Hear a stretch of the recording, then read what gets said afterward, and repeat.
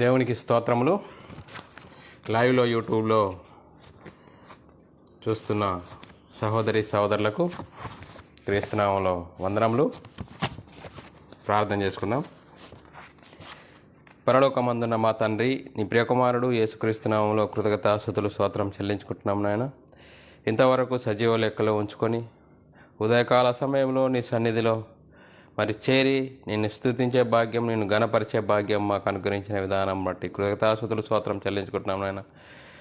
ఈరోజు 15వ క్లాసు నేర్చుకొని చుండగా నీ వాక్యం ద్వారా ఆత్మ సంబంధమైన సంగతులతో సరిచూసుకొని వాక్యం ద్వారా మాలో ఉన్న లోపాలను సరిదిద్దుకొని నీ వాక్యానికి భయపడి లోబడి నీకు మహిమ తెచ్చేవారంగా, నీకు ఘనత తెచ్చేవారంగా ఉండే ధన్యత భాగ్యం మాకు అనుగ్రహిస్తున్న విధానం బట్టి కృతజ్ఞతాస్తుతులు స్తోత్రం చెల్లించుకుంటున్నాం నాయన.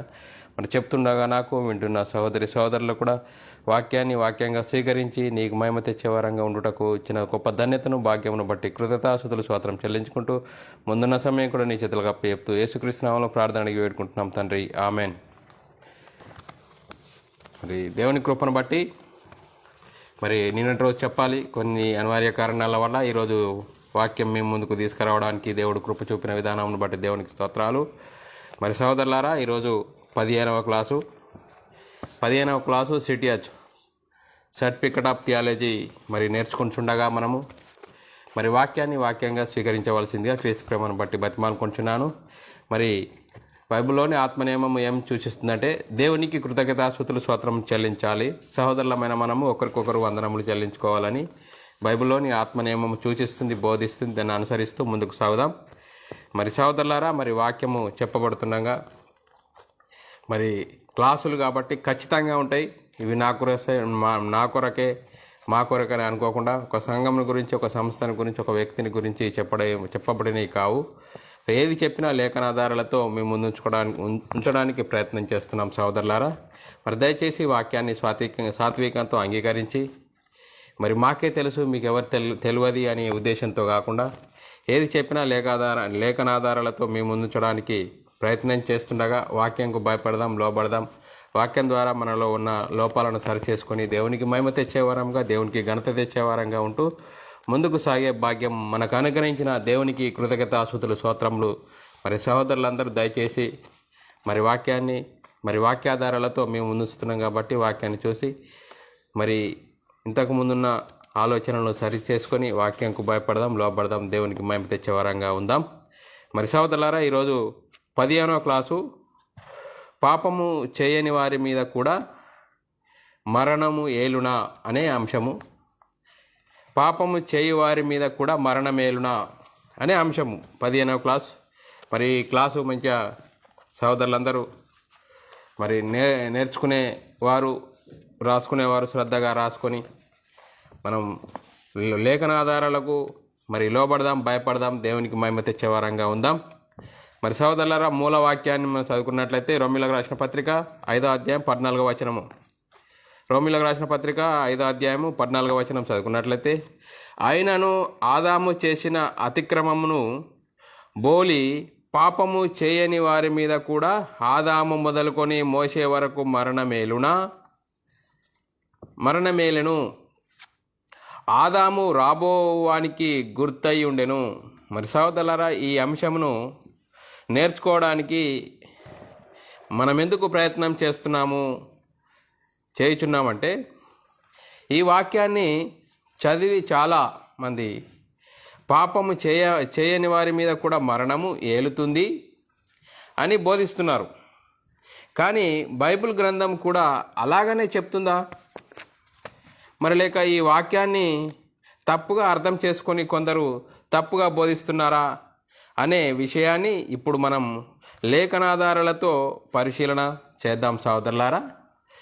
దయచేసి వాక్యాన్ని మనసు పెట్టి విని అర్థం చేసుకొని గ్రహించవలసిందిగా క్రీస్తు ప్రేమను బట్టి బతిమాలుకుంటున్నాను.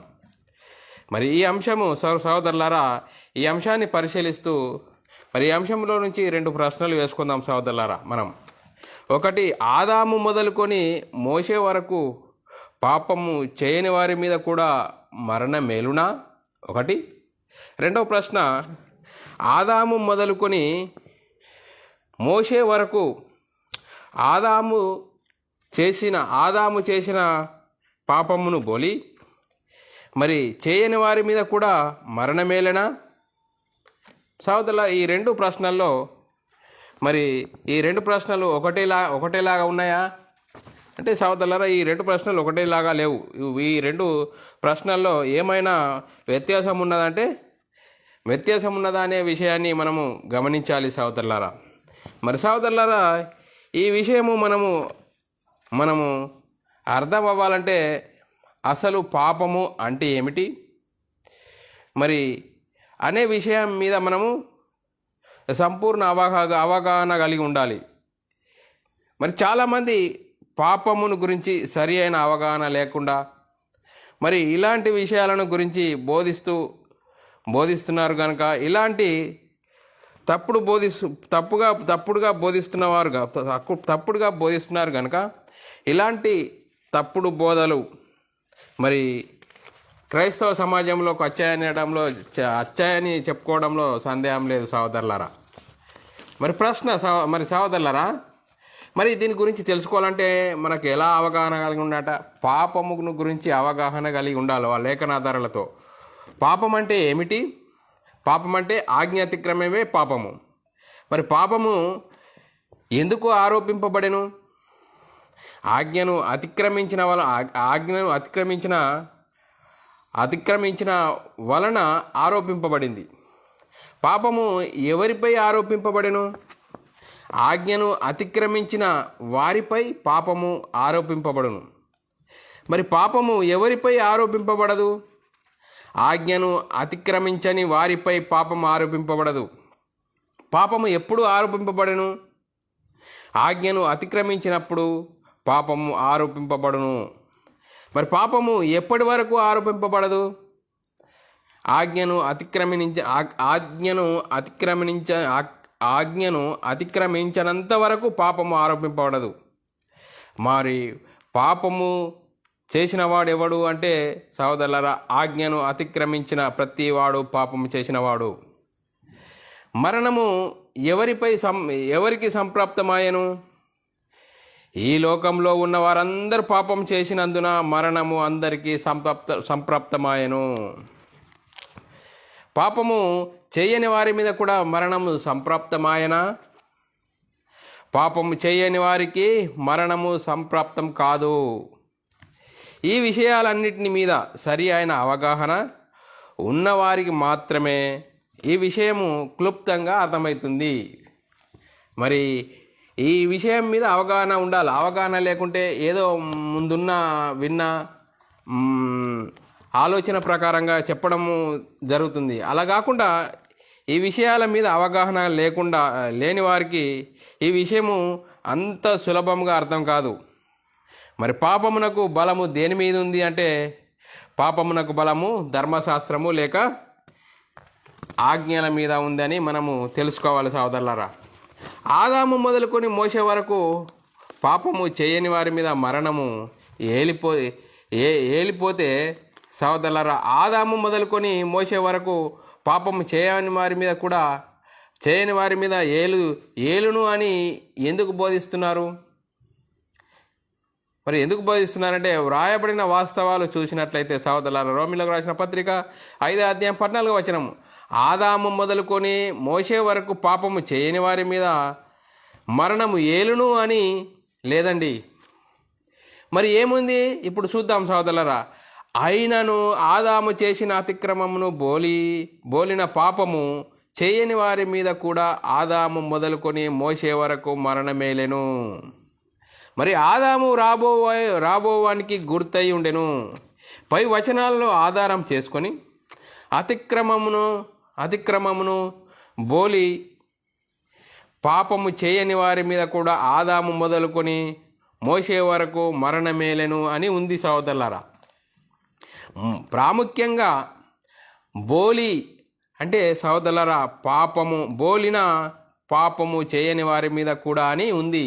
మరి సహోదరులారా, ఇక్కడ ఆలోచిస్తే ఆదాము చేసిన పాపం ఏంది అంటే సహోదరులారా, ఏదైనా తోటలో మంచి చెడ్డలు తెలివినిచ్చే ఫలంను తినవద్దు అని మరి అన్న పండు తిన్నాడు దేవుడు.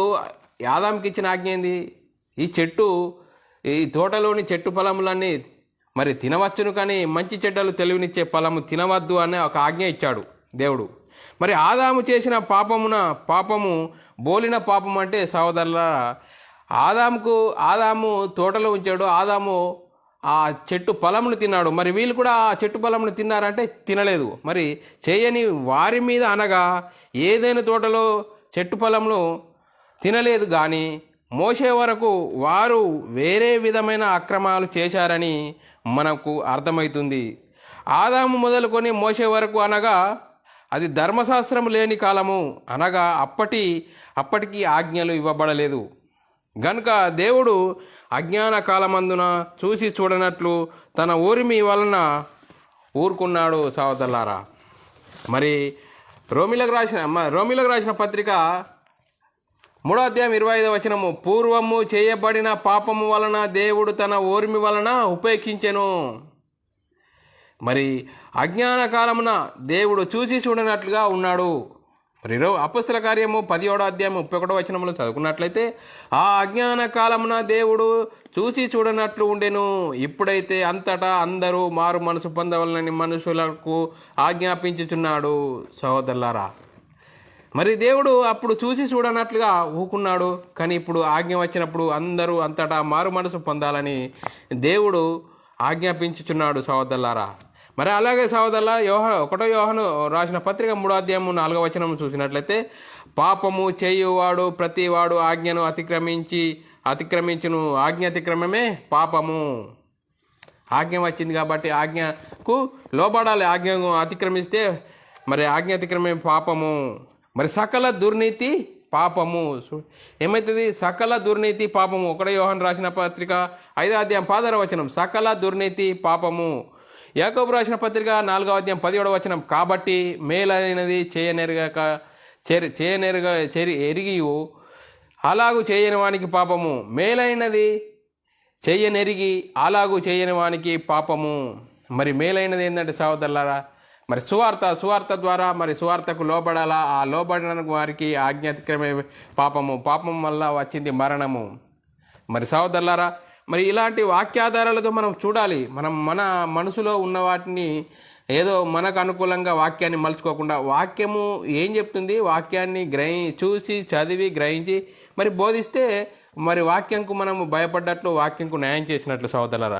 రోమిలకు రాసిన పత్రిక 14వ అధ్యాయం 27వ వచనం, విశ్వాసం మూలము కానిదేదో అది పాపము. పాపం ఏదట? విశ్వాసం మూలము కానిదేదో అది పాపము. అలాగే రోమిలకు రాసిన పత్రిక 5వ అధ్యాయం 12వ వచనం, ఇట్లుండగా ఒక మనుషుని ద్వారా పాపం ద్వారా మరణము లోకంలో ఎలాగో ప్రవేశించెనో అలాగే మనుషులందరూ పాపము చేసినందున మరణము అందరికీ సంప్రాప్తమాయెను. మరి మనుషులందరూ మరి పాపం చేసినందున పాపము సంప్రాప్తమైంది.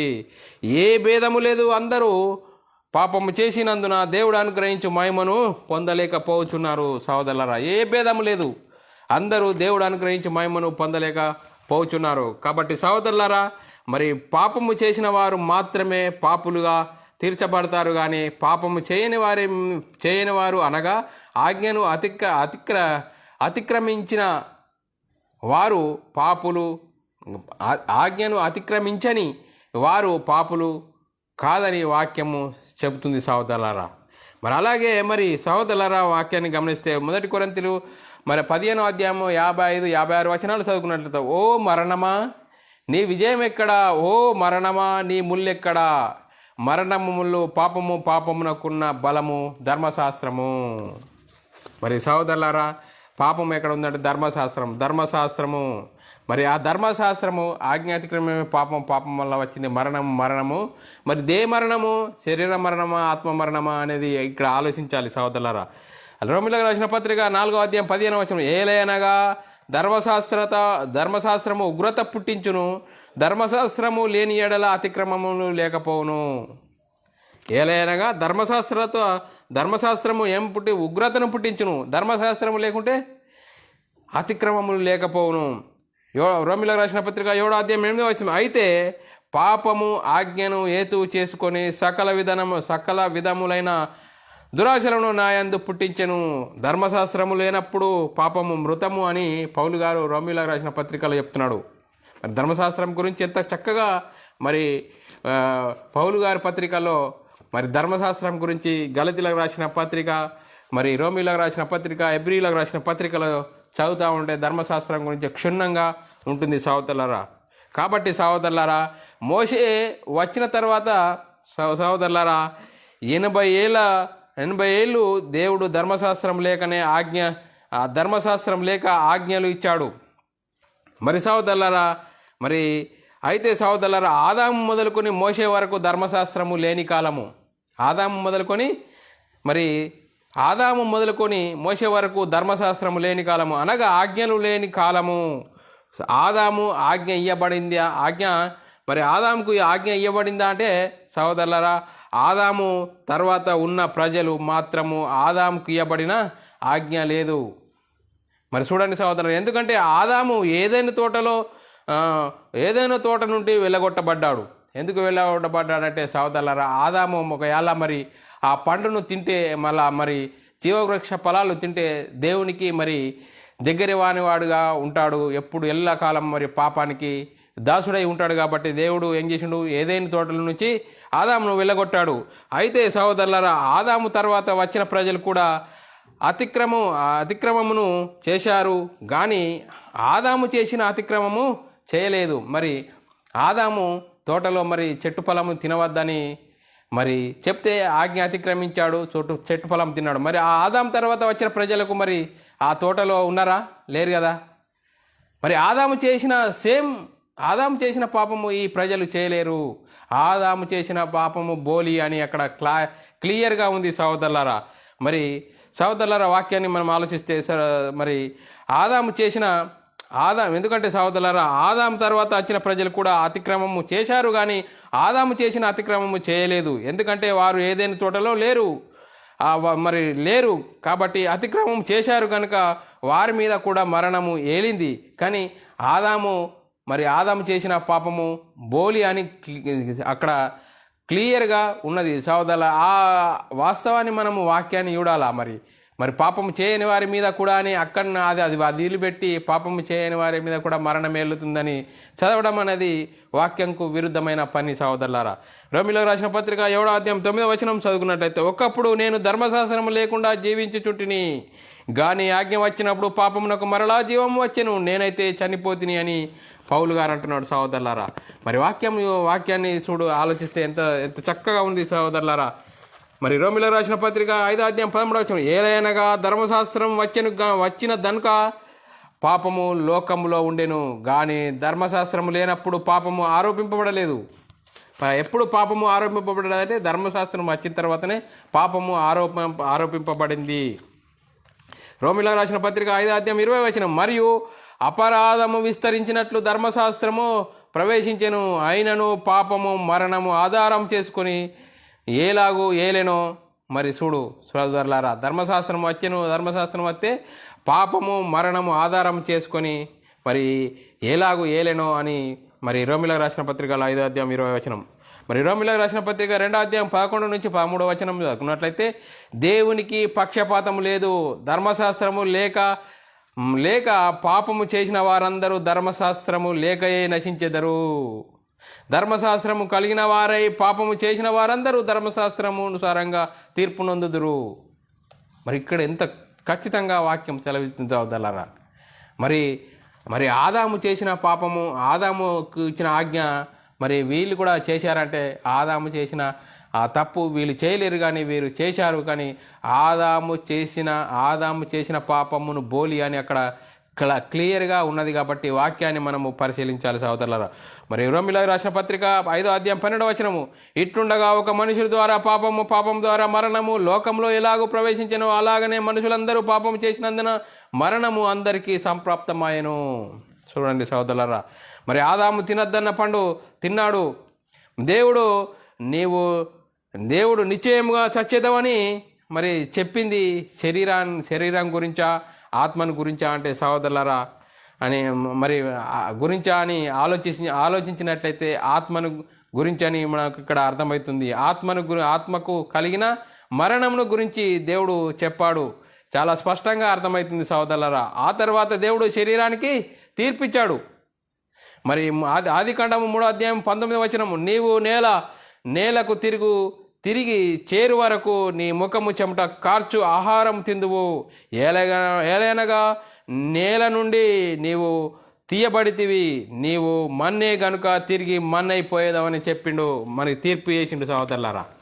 మరి ఏ తీర్పు ఎప్పుడు జరిగింది అనేది అలా వాక్యం చాలా స్పష్టంగా చెప్తుంది. వాక్యాన్ని బట్టి మనం ఆలోచించినట్లయితే మరి వాక్యంకు లోబడాలా, భయపడాలా సోదరులారా.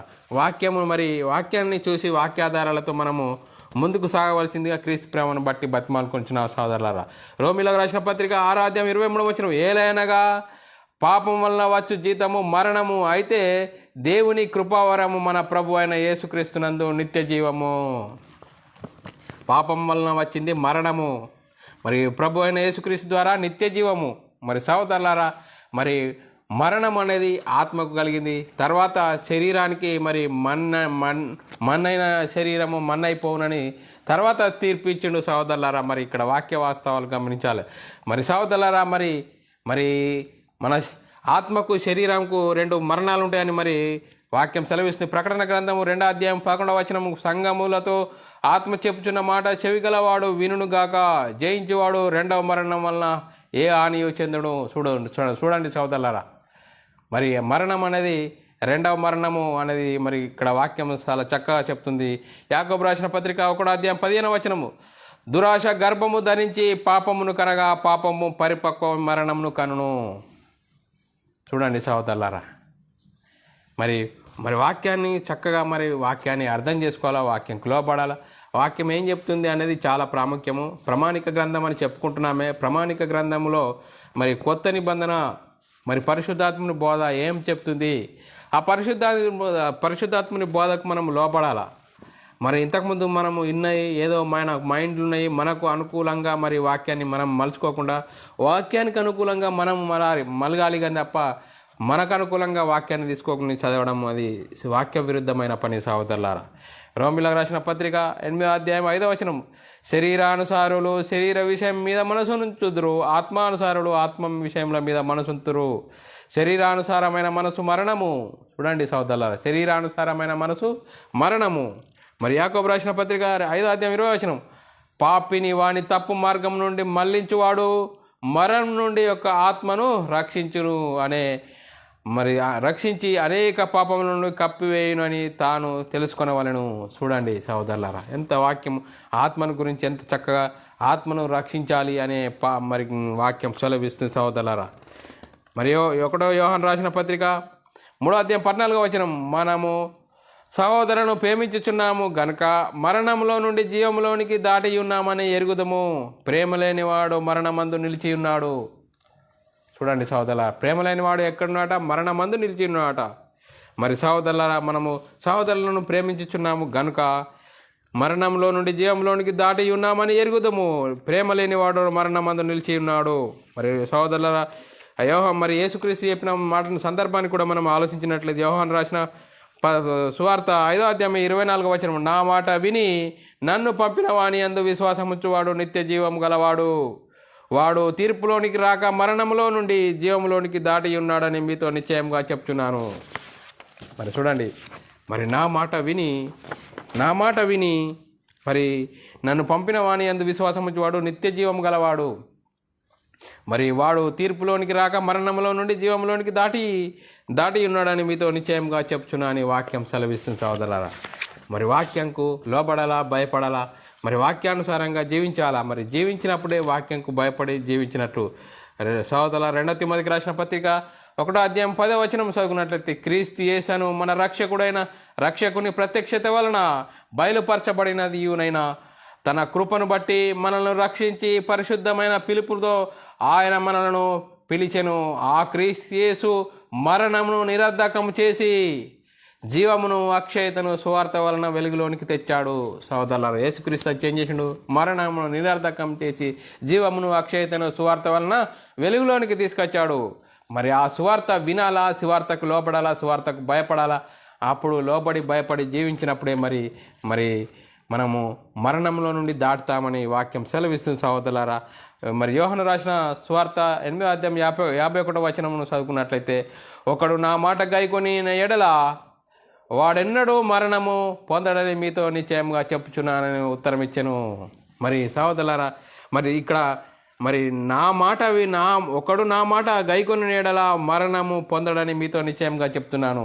అంటే సహోదరులారా, యేసుక్రీస్తు చెప్తున్నది ఇక్కడ శరీర మరణం గురించి కాదు, ఆత్మను గురించి చెప్తున్నాడు. ఇక్కడ ఈ మాటను పట్టుకొని మనము శరీరం గురించి మరణం చెందడు అని చెప్పడం అనేది సరి అయింది కాదు. ఇక్కడ ఏం చెప్తున్నాడు, ఒకడు నా మాట గైకొని ఎడల మరణము పొందడని మీతో నిశ్చయంగా చెప్తున్నానని ఉత్తరం ఇచ్చాను. సహోదరులారా, మరి శరీర మరణానికి గురించి కూడా బైబిల్ చాలా చక్కగా చెప్తుంది. మరి శరీర మరణం అనేది ప్రతి ఒక్కరికి ఉంటుంది అని. మరి ఇక్కడ యేసుక్రీస్తు చెప్పింది ఏంటంటే ఆత్మను గురించి. మరి బైబిల్ ఎక్కువగా మనము క్లియర్గా మనం మనసు పెట్టి చదువుతూ ఉంటే ఆత్మను గురించి వాక్యం చెప్తూనే ఉంటుంది. మరి అది మనము వాక్యాన్ని సరిగ్గా మనసు పెట్టి చూసి గ్రహించక మరి మన శరీర విషయాల గురించి దాన్ని మనం మలుచుకోవడం అనేది సరి అయింది కాదు సహోదరులారా. మరి మరణం గురించి మరి బైబిల్ ఏం చెప్తుందో మరి చూద్దాం సహోదరులారా. మరి ప్రతి మనుషుడు మరణము చెందవలసిందే అని బైబిల్ చెప్తుంది. కీర్తనలు రాసిన పత్రిక 89వ అధ్యాయం 48వ వచనం, మరణమును చూడక బ్రతుకున్నరుడెవడు. చూడండి, మరణమును చూడక బ్రతుకున్నరుడెవడు, పాతాళం యొక్క వశము కాకుండా తన్ను తాను తప్పించుకొనగలవాడెవడు. చూడండి సహోదరులారా, అంటే మరణము అందరికీ ఉంటుందని బైబిల్ చక్కగా చెప్తుంది. మరి మరణమును గురించి శరీర మరణం అనేది అందరికీ ఉంటుందని వాక్యం ఎంత చక్కగా చెప్తున్నది. అందుకోసమే బైబిల్ చెప్పేది ఆత్మల గురించి. ఆత్మ మరణం నుంచి దాటిపోవాలా, ఆ వాక్యంకు లోబడాలా, భయపడాలా. ఆజ్ఞ అనేది మరి ఇప్పుడు వచ్చింది, ఆ కొత్త నిబంధనకు లోబడాలా అందరూ.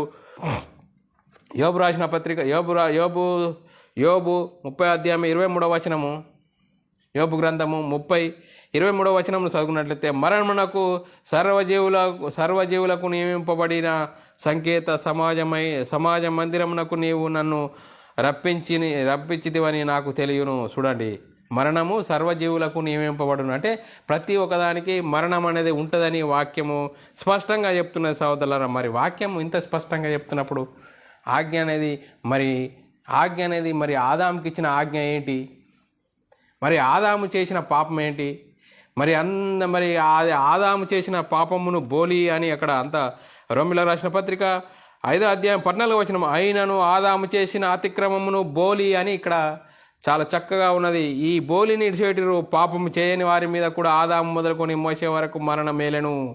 మరి అంటే పాపం చేయని వారి మీద కూడా మరణం మేలుతుందని చాలామంది వాక్యాన్ని అపార్థం చేసుకొని బోధించడం జరుగుతుంది. ఇది మరి వాక్యంకు విరుద్ధమైన బోధ చేయడం అనేది వాక్యము మరి ఏమాత్రము ఒప్పుకోదు.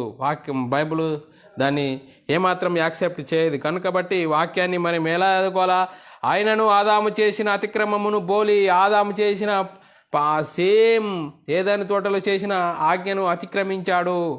అలాంటి ఆజ్ఞను అతిక్రమించి వీళ్ళు కూడా అతిక్రమించలేరు. వీరు వాళ్ళకి ఇష్టం వచ్చినట్లుగా వాళ్ళు పాపం చేశారు. అందరూ దేవుడు అనుగ్రహించి మహిమను పొందలేకపోయారు. కాబట్టి మరి ఆ మరణం నుంచి తప్పించడానికి మరి యేసుక్రీస్తు భూమి మీదకి వచ్చి మరి అందరికీ మరి నిత్య జీవము అనుగ్రహించడానికి యేసుక్రీస్తు వచ్చాడు. యేసుక్రీస్తు ద్వారానే మరి నిత్య జీవము, ఆ పరలోకాన్ని స్వతంత్రించుకునే గొప్ప ధన్యత దేవుడు మనకు అనుగ్రహించాడు సహోదరులారా.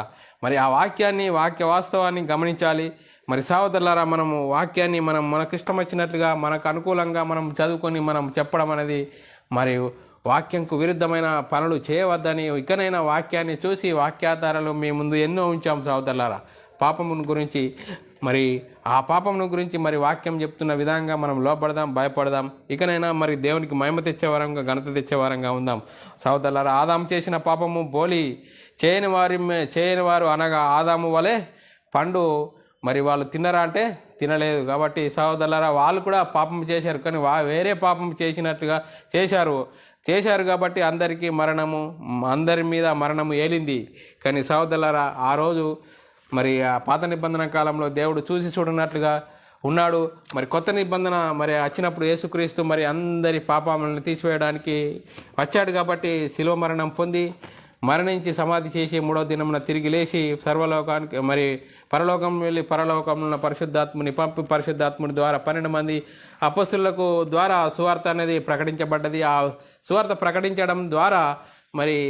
ప్రకటించడం ద్వారా అనేకులు మరి సంఘంలో చేర్చబడ్డారు.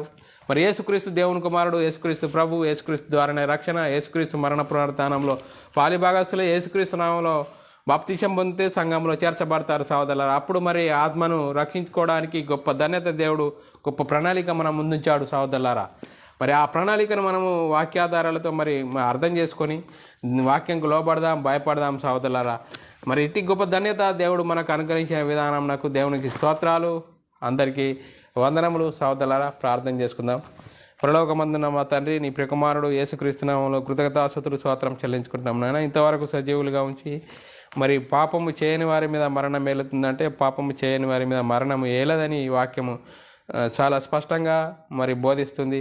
మరి ఆదాము చేసిన పాపమును బోలి అని అక్కడ వాక్యము ఉంది. కానీ ఆ వాక్యాన్ని విడిచిపెట్టి మరి పాపము చేయని వారి మీద మరణం ఏలుతుంది అని మరి తప్పుడు బోధలు ఈరోజు సమాజంలో జరుగుతున్నాయి. దాన్ని బట్టి వాక్యాధారాలు ఎన్నో మరి మేము చదువుకొని అర్థం చేసుకొని వాక్యంకు లోబడి భయపడి జీవించే గొప్ప ధన్యత మాకు అనుగ్రహించిన విధానం బట్టి స్తోత్రం చెల్లించుకుంటూ ఇంత గొప్ప ధన్యత అనుగ్రహించినందుకు కృతజ్ఞతాస్తుతులు స్తోత్రం చెల్లించుకుంటూ యేసుక్రీస్తు నామములో ప్రార్థన అడిగి వేడుకుంటున్నాం తండ్రి. ఆమెన్.